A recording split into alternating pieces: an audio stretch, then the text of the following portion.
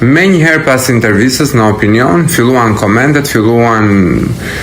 inbox më shkruajnë dhe kuptohet nuk i lexoj të gjitha, por njëra më tëroj që vëmendjen ku më thoshin që ja fute kot për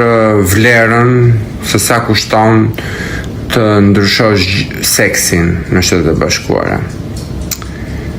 Duke që nuk e keni informacionin se nuk e njihni fare realitetin e këtushëm, tu për të vajtur thjesht për të bërë një vizitë, për një analizë gjaku, inshurancat, domethënë siguracionet paguajnë shumë para. Po, do t'ua shpjegoj me detaje pse kushton kaq shumë dhe që kam qenë mesatarisht pak dorë shtrënguar te shifra që dola tek emisioni Opinion me gazetarin e mirënjohur Blendi Fevziu.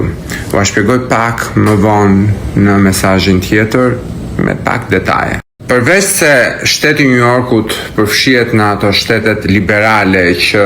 politikat e qeverisë lokale i ndihmojnë me para, pra investojnë në mënyrë ndoshta jo direkte, por indirekte me fondet që paguajnë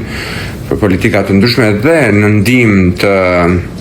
të organizatave që pastaj shkojnë të bëjnë këtë punë, ka edhe një kosto ekstra përveç parave që dalin nga buxheti i shtetit për këtë që quhet gender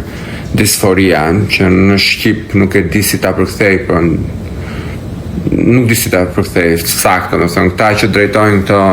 shoqatat ndoshta duhet kishin qenë në grupet e interesit dhe tua kishin shpjeguar publiku se çfarë është gender disforia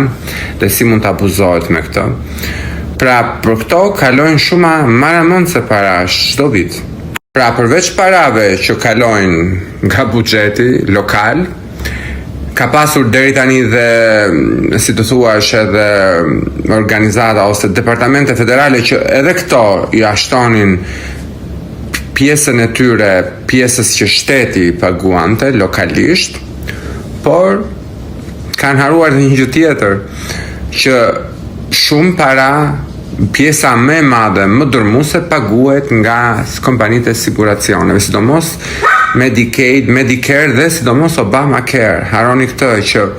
miliona dollar kalojnë vetëm nga këto.